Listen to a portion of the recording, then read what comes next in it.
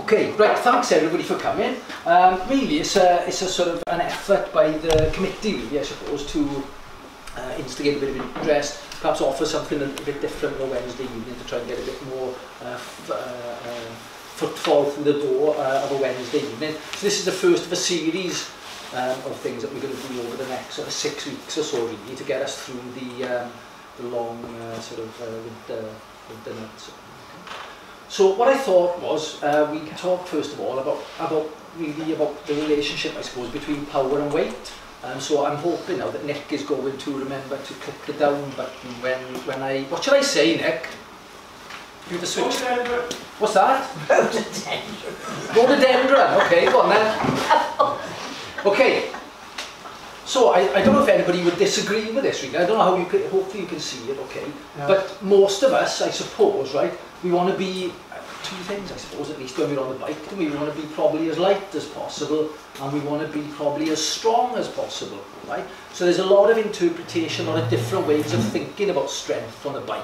Sometimes we'll talk about a certain person, oh, you know, she's a strong rider, or he's a strong rider, and that means different things to different people, right? So you've got to start to try and build up your own real understanding, I suppose, your own thinking about what that strong or strength means to you, right? That was my first attempt at humour, and it's failed miserably, so I'm not going to do it again. You picture of me, and it failed me. That's right. So we want to be as light as possible generally, and we want to be as strong as possible, right? Whatever that means to us, I suppose, in a given context, right? So what I thought we'd talk about just, you know, how to become lighter, I suppose. So we'll have a look at some slides around that. And then how to become stronger, like whatever that means to us. Like we can all understand lighter, probably stronger. Like I say, there's a bit more interpretation in that than what that might be. And then I'll try and summarise and try and draw together, see perhaps what ideas that we might have going forward, and then perhaps we'll have a quick question and answer at the end. And if there's any hard questions, Ed's here to answer. Okay, Nick, rhododendron. So. Common training mistakes, right? And I've seen this, you know, I've been involved in cycling for, you know, a few years, and quite often, you know, I think the average club cyclist obviously doesn't apply to everyone, but generally we lack direction, right? That's kind of on every ride, unless somebody tells us where we're going to go. By a Garmin, right? Unless somebody tells us where we go, sometimes we don't know where we're going. But more generally as well, right? If I was to say to people, most of you here today now, you know, what are you going to try and get from the 2018 season? You know, you might say, oh, I want to go a bit faster, or I want to do better in that event, or whatever it might be, I want to ride further. And those goals are quite vague in this, right? So the idea about trying to develop a direction for yourself, I think, is really important. And that's linked in then to having no real priorities, right? Now, again, one of the pitfalls we used to fall into years ago, and I think it's less so now, but I still see it, is people kind of just repeating the same year, the same training year all the time.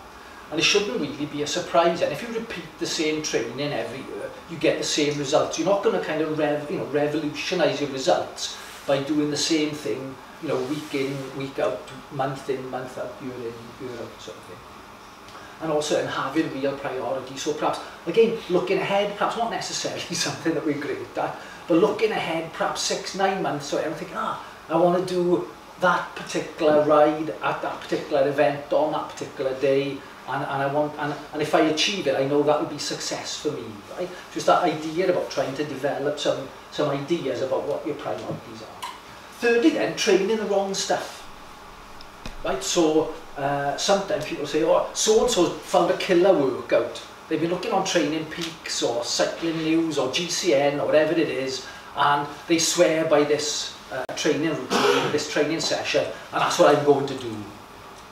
But that may actually work for that other person, because they may have a completely different physiology, different anatomy, different interests, and so on. Right? It might work for them, but it might not necessarily work for you.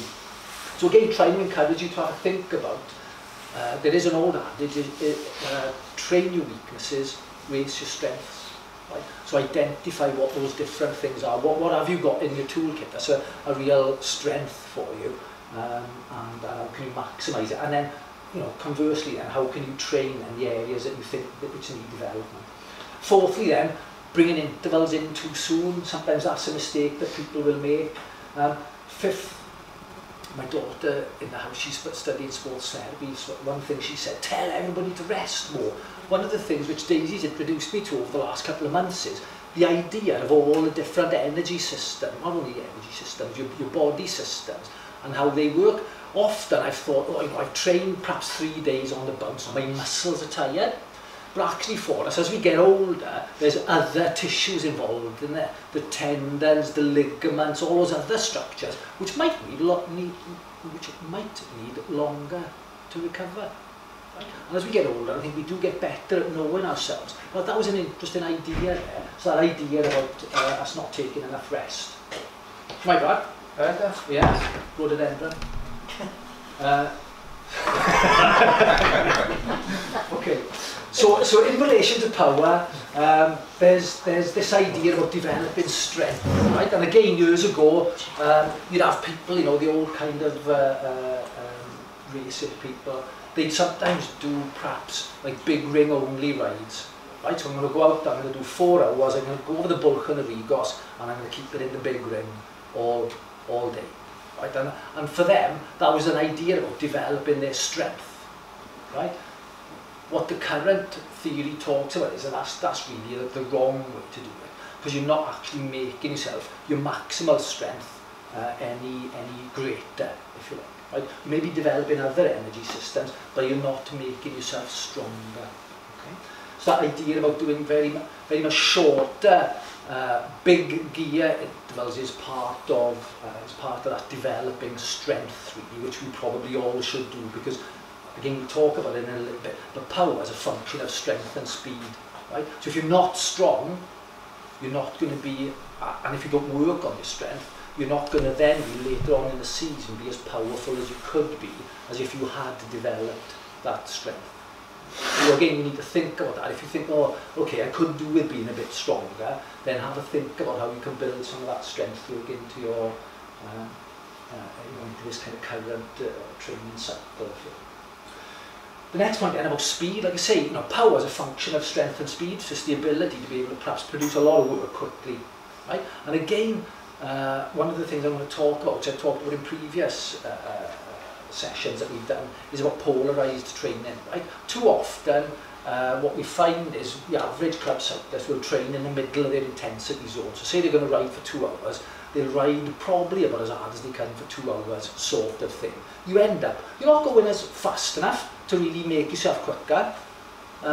Really, it's not really having any kind of maximal impact on your speed or your strength, right? And also, you're not perhaps developing your endurance system as much as you could, because you're in that sort of no man's land, right? So again, if you want to try and develop your strength, if you want to try developing your speed, then really target those things, make them a priority for a month or 3 weeks.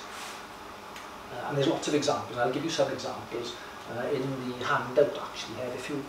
Now, I think the last time I gave handouts out, everybody started reading the handouts and ignored me. So if I do that tonight now, will the same thing happen? No, I'm going to give glasses. Yes, it will, right? So I'll plough on and I'll give you these later, right? So think about how do I make myself stronger. For me, that's I do sort of short intervals in a big gear up a steep climb. 20 revs, and that's it. Okay, I did. Yeah. So that's how I would tackle that personally. Speed. Then again, do high cadence drills and so on, right? But do them at specific times of the year, for example, to be able to maximise your power. Strength should come first. Right? So we're in this time of year now, probably a good time to be thinking about making ourselves stronger. Okay. Yeah. So that's the example. So rhododendron now. Okay. So next step, priorities, right? So you need to think about, is it about aerobic endurance? Most of us are pretty good at that. Most of us can probably go, probably all day if we drink enough coffee and eat enough cake. We're probably okay at that, right? So you might want to think about some of the other elements of these components of fitness which hold us back, right? So you might be able to anaerobic endurance. How much can we kind of tolerate before it gets hard? Like that's the difference between racing and so on. Right? One of the things which is the research has found is people who are really, really good at racing, road racing and so on, they can spend a lot of time quite comfortably in that anaerobic endurance area. It's one of the things which differentiates really successful elite riders and also and also the amount of time that they spend training in that area as well. So again, quite often we lack strength. I see people all the time, we go out on club runs and stuff like that, and it's almost a kind of festival about who can sit down for the longest. You know, you get to a hill and it's like, oh, who can out-sit each other? You know, and then it's kind of almost a sign of weakness then, sometimes when you get out to the saddle and so on. So again, that's something which we have. And as well as our legs, you've got to be able to support your weight with your arms, haven't you? Right? You know, that's a kind of skill set we should be developing. So don't be afraid to practice that as well. You know, about getting out of the saddle, using your arms and honking. It used to be called. What's it called now? Is it still called honking? You don't see people doing it as much as it used to. You've got these easy gears and compact chain rings and all that, and you don't see people doing it as much as they used to. But I would suggest to practice it anyway. And again, then that idea about power. You know, how often do we really put the hammer down? Right, whether it's in training or racing or whatever it might be, quite often, like I say, we end up, we ride in that middle sort of zone too. And then muscular endurance and flexibility, they're all things that can limit our performance. Okay. So I put this up, and again, it's well known. There's a page which I haven't put into the PowerPoint, but there's a page on the British Cycling website where, for those of us who come along to the turbo training nights that we've done on a Tuesday, we've done a sort of threshold test. What you can do is plug the number that we get doing that threshold test into the British Cycling website, and it'll work out all your training zones for you. Right? It'll work out all the zones for you, which is quite helpful. Right? And again, one of the things, hopefully John will sort of back me up now, one of the things that we've been trying to do in those turbo sessions is to get used to managing our heart rate rather than the other way round. John, would you back that up? Yeah, definitely. That idea about being comfortable and you actually kind of controlling your heart rate rather than the other way round, right? So that's important. So yeah, so there are some kind of recommendations there about how long you should be spending in each sort of zone, right? So again, what we've talked about with this idea about polarized training, right? What that suggests is that we should be doing probably 80% of our training up here, right? So if we're doing 10 hours a week, we should be doing 8 hours a week in this sort of area, and then probably 2 hours or so in that sort of area, roughly. Right? And then you'll be developing your aerobic capacity as well as your anaerobic and your strength-based capacity then. Right? I'm not going to go into that. Like I say, you know, if you're interested, have a look on the British Cycling website. There's loads of information on there. Plug your heart rate in, your 20-minute heart rate, if you like, your lactate threshold heart rate, and it'll work all these zones out for you. Right? And that's the other thing, they're all individual. You know, you can't kind of compare, because when we're down here on the turbo, somebody's threshold heart rate might be 142, somebody else's might be 162, somebody might be 182. That's irrelevant. They're only really important to you, so you shouldn't really compare those values at all, really. But what's important is these kind of percentages. Okay. Okay. Thanks. If you can, rhododendron. Sorry. Yeah. So there's some example workouts then, right, for each of those kind of zones then, really. And again, you know, intervals of 3 to 6 minutes at 90 revs and so on. Speed on a downhill slope, for example. So if you think, well, okay, you know, speed's a bit of or leg speed, right? The speed that you can contract your legs. Some people who see out on a club run, they're quite comfortable, you know, cadence, perhaps 75, 80, perhaps something like that. Sometimes people will struggle when it gets a bit quicker. So if you think, oh, that, yeah, that's me, I'm a bit of a diesel on that front, right? Think about that then, okay, how can I put some speed work in? So, you know, for example, on a downhill slope, over a minute, build up to a maximum cadence, whatever that is for you. Push that envelope a little bit, hold for as long as possible, recover for a few minutes, and then repeat it several times. Right? Also sign sprints, for example, right? Saturday morning rules, we call that, when we go out on a Saturday morning run, right? Sprinting for signs. It's encouraged. But think about that. If you have a training ride a route that you use quite often? Is there somewhere, again, if you think, oh, okay, yeah, speed, you know, leg speed, that my contraction rate is an issue for me, you think, oh, okay, is there a downhill slope I can use? Or is there a slope, perhaps, you know, take a couple of minutes, perhaps. I think about that and ride it again and again, do it 3 or 4 times. I ride, you know, get down, recover a little bit, ride back up, have another go. I get used to kind of taxing that system maximally. Right, just on that, you know, you can perhaps finish your ride or go and have a coffee or whatever it might be. So strength then, right, so moderate hills, several hills, you know, about 6% perhaps, up to 3 minutes long, sit in the saddle, pedal from the hip, 70 revs. There's a link in the PowerPoint to a GCN workout. Dan Lloyd does it there. And again, that's a big gear workout, you know, for developing strength. I'd encourage you to think about doing that sort of thing. As I say, now perhaps for the next couple of months, really. Okay, rhododendron. So you can have a look at those at your leisure. Really. So there's loads of information on the British Cycling website. A lot of us pay our membership, right? So there's lots and lots of resources there. Like, don't reinvent the wheel. They've explained lots and lots of different things, lots of example sessions and stuff on there. Right? Just have a look. Beginner strength exercise for cyclists there. I'd say this, I think, is a 40-minute workout. I don't know if anybody's used GCN. They're really good. They don't require you to have a heart rate monitor or anything. You just set your turbo up. You know, watch it on the laptop or your iPad or whatever it might be, and they'll kind of talk you through it, and in a non-American way, which is good. Okay, rhododendron, yeah, okay, good. So yeah, so this idea of polarized training, right? Quite often, like I say, the tendency is to ride in the middle, not quite as hard or as fast as we could do, or not as easy as we should do, perhaps either, right? So I'd be in favour of doing that 80% easy, and then that 20% then above the lactate threshold, or you know, around that sort of area to get a healthy profile in terms of how we should be riding. So as it says, the tendency is most rides middle of a given pace. So if we're going out for an hour, we might go as fast as we can for an hour. If we're going out for 2 hours, we might go as fast as we can for 2 hours, and 4 hours and 5 hours, and then we wonder why we can't ride the bike till Thursday. There's a lot of that sort of scenario that tends to go on, isn't it? You know? So again, have a think about what we're doing, right? So the suggestion of polarised training is to train either to develop aerobically, as it says, about 80% then up to zone 3, and then training 20% at zone 4 and above. And again, controlling it, right? There's a difference between riding and training, isn't there, right? So if you're going out on a sociable group ride or whatever, have that in your mind, you know, enjoy it.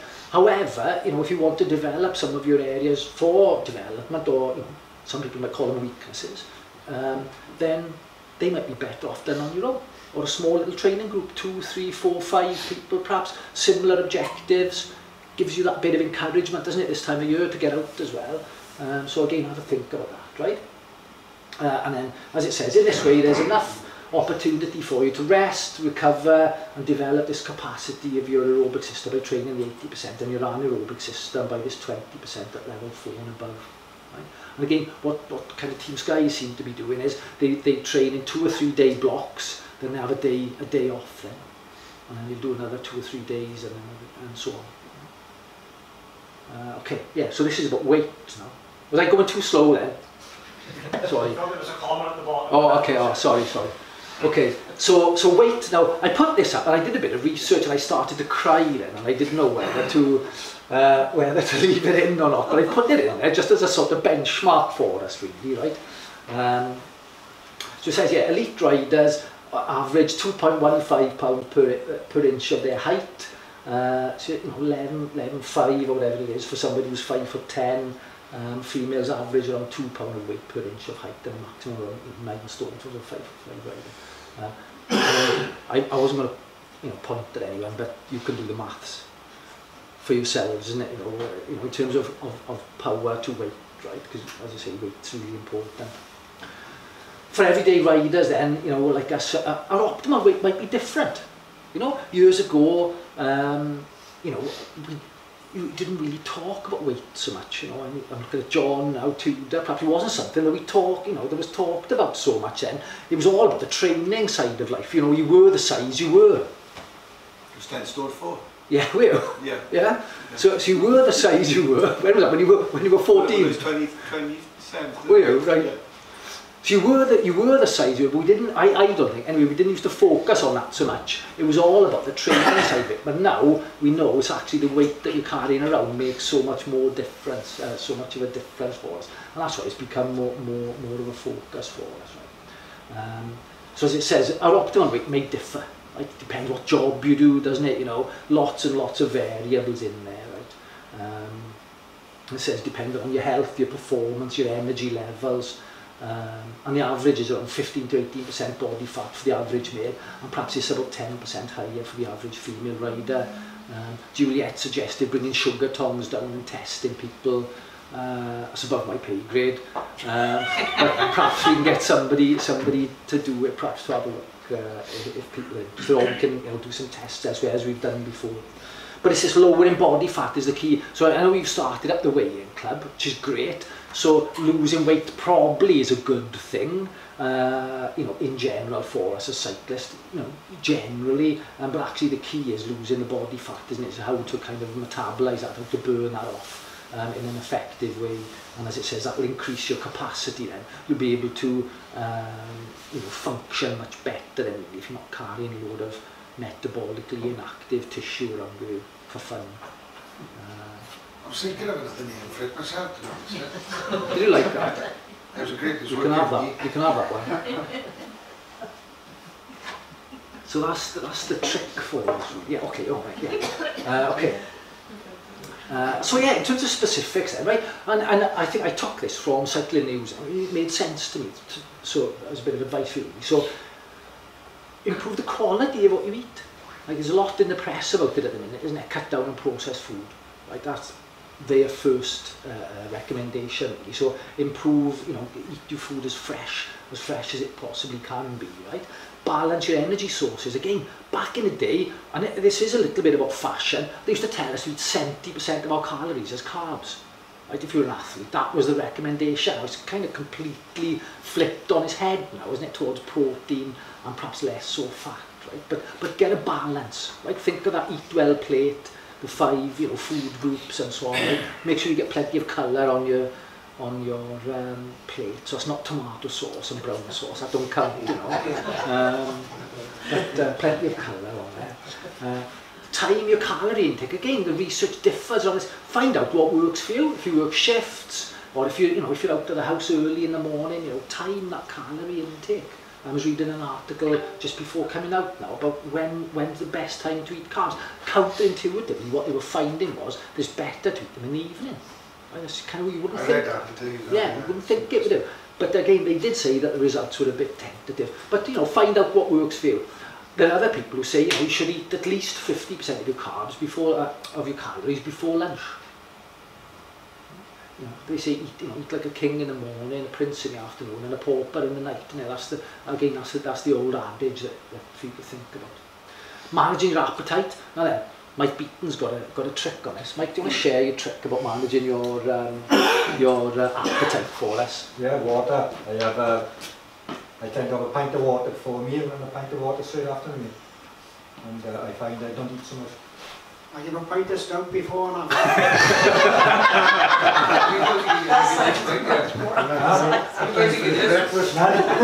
I'm off to be here. So quite often what we find is, right, this is what the research says, right, quite often we confuse hunger with thirst. Right? Our body interprets thirst as us being hungry, and we eat then because we get moisture from our food. But I think keeping ourselves more and more better hydrated is a good strategy. Okay, so timing your calorie intake, managing your appetite, train to burn fat, right? And again, there's a kind of like the debates we've had about this, or the discussions that we've had about it. You need a balance of different intensities to be able to do that effectively. Right? So, okay, as a percentage, right, of your total energy expenditure, you may be burning more fat if you're in the endurance zone, say zone 1, zone 2, right, as a percentage, yes. But actually, as a gross amount, you may not burn as much fat as you would perhaps do in an hour at level 4, right, in terms of the gross amount that you burn. Okay. And then I like this one, so I'll dwell on number 6 for a minute, this idea about measuring yourself. The article that I read talked about, if you want to, weigh yourself every day. It was kind of saying, not to become obsessed. That's what I'm measuring. You can do. Can do. Right, so measure yourself every day, weigh yourself every day. I would suggest every week, right, not to get too obsessed by it. So every week, right. But the interesting point, which I thought made sense in this particular article, was every 4th weekend then, do yourself a timed climb. If that's what you're interested in, right, if that's one of the things that you want to develop. So as well as weighing yourself then, to pick a climb as much as you can, you know, with fairly sheltered and so on, you know, specific, measurable, one that's not going to move and stuff. And then, right, that was another attempt at humour then. And then every fourth weekend then, ride it. And again, you can plot that then with your weight. Right? And it gives you a real world measure. And so as well as just, instead of just measuring your body weight then, you're actually measuring performance as well. That was quite an interesting one. And again, something to train for, something to look forward to then, isn't it? Okay? Yeah, would have been good. Okay, so yeah, reaching your optimal cycling weight, train clever, eat smart and avoid common pitfalls. Again, you know, we're so efficient on the bike, most of us. We can go out and ride for 5 or 6 hours and burn, like, if we don't want to, burn, I don't know, 100, 150, 200, 250 calories, whatever it is, virtually nothing. You have a cake and a coffee, you've taken in more calories and you burned off. Right? So again, being sensible about that. Even if we're on the bike for 5 hours, we might feel famished by the time we get wherever, and we might get to the fridge. I have fridge moments, I don't know anybody else have fridge moments sometimes. When you get back off the bike and it's like, pull up a chair, sit in front of the fridge, you know, you feel, oh, you know, I've got to eat whatever, but actually you may not have burnt off that many calories, and we forget that. Right? So it is important for us to be realistic about how many calories we're burning and what and how and when we're taking them in afterwards. Okay. Yeah, so again, this body composition idea, right, is really, really important. Again, something to think about then in relation to strength, obviously, to power and to ultimately to performance, right? So work out what works for you. For some people, they're really careful, as it says. This is, I put this down for me now. I am some people, right? So for me, I'm pretty good 6 days of the week. You know, I won't overeat and stuff like that. I find that easy to do. On the 7th day, and I just eat anything. Eat, drink, anything, whatever. And that's my way of being able. I can kind of hold it for 6 days. And then I have to have a bit of a blowout then on the 7th day. So it works for me. Work out what works for you. You know, creating that kind of energy balance if you're interested. Mine's the reverse of that then. I'm good for a day and 6 days eat everything. It shows. We're all a work in progress, aren't we? Okay, yeah. So progressive overload. So when you're training for something, as it says, right, your training here should have 4 phases. Yeah, don't do the same thing every week. Like this idea about progression, right? Building on from one week to the next to increase our capacity to do stuff. So as it says, for a typical road season, this might be like, you know, recovery, right, October to November. We're good at that in the bin, yeah. And we're probably world champion recoverers. Oh yeah. Right, I think we're epic. We can knock it out of the park, right, to use an American analogy. And then pre-season, then, like perhaps December to February, right? So again, how are we kind of preparing to train and stuff like that? Early season. So here really now we should be thinking about doing that strength work, perhaps off the bike as well. And it's great that Sarah's done, you know, pain cave and stuff like that. I think, you know, more of that type of thing we should be doing realistically, all of us. But a mixture of that and strength work on the bike, again, follow those links earlier, I think is a good thing. Here then we should probably think about developing some speed, so bringing some of those speed work sessions in. And then here then, to get in that balance right between really kind of sharpening the edge for us really in terms of our specific events, our specific targets, and getting the rest right. And again, perhaps we can do something later on about tapering and stuff like that. But tapering off your training and stuff and preparing adequately for peak events is really, really important. And quite often something we get wrong because we're not brave enough to do it properly. Yeah? So yeah, progressive overload. So again, what I'm saying is now go out and practice being strong, people, you know, weeks, but do it progressively. Don't go, you know, immediately now smashing, you know, 53.11 everywhere. You know, don't do that. Do it progressively, build up so that your connective tissues, types of things, are still in the right place at the right times. Work out what works for you. Index finger release. Yeah. Right, so work out what works for you. Like, work out what those areas for development are. What are you good at? You know, if somebody said to you, what's your strengths? Be comfortable with those. If somebody used to say to you, what are your areas for development? You know, have a think and be honest with yourselves about that, and think about, okay, how can I target it? Then, you know, this idea about developing a training plan which contains a balance, a mixture, isn't it? Get the frequency right, get the intensity right, get the duration right. If you know you've got 10 hours or whatever it is a week to train, then, you know, get that balance right between socialising, between training hard, resting and recovery. And I think, again, one of the things that's in the literature a lot at the minute is you're better off doing, I don't know, 2, 3, 4 rides a week rather than one long one, isn't it? So, you know, think about that, about how you're kind of integrating that into your life, really. And again, ensure enough recovery time, rest and good nutrition. And we heard from Peter Herbert about that before. I mean, was it last year or the year before? He did that talk about high intensity interval training and stuff like that. And his recommendation was for, was it over 50s, should train every 5th day? Yeah. Again, interesting, you know, interesting, isn't it? Interesting research. Yeah, so include some high intensity sessions, again 80% easy, 20% hard, be consistent. Again, there's no magic bullet workout. There's no kind of magic session you can do which will make you a world beater, you know. It is about doing things consistently, getting into good habits and so on. As it says, you know, work out all year round.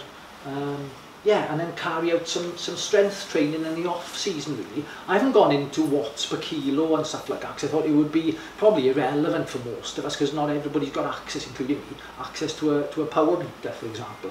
But in terms of principles, these are the things for you to think about. You know, think about what's a good weight for you. Think about what your strengths and weaknesses are, and try and identify some key sessions then that you can build into your training, which will help you to target those weaknesses, really. I think that's it, is it? Can you ask my wingman to check? Yeah, that's it. Yeah. So anybody got any questions? Ed, stand up. All good? Oh, good, excellent.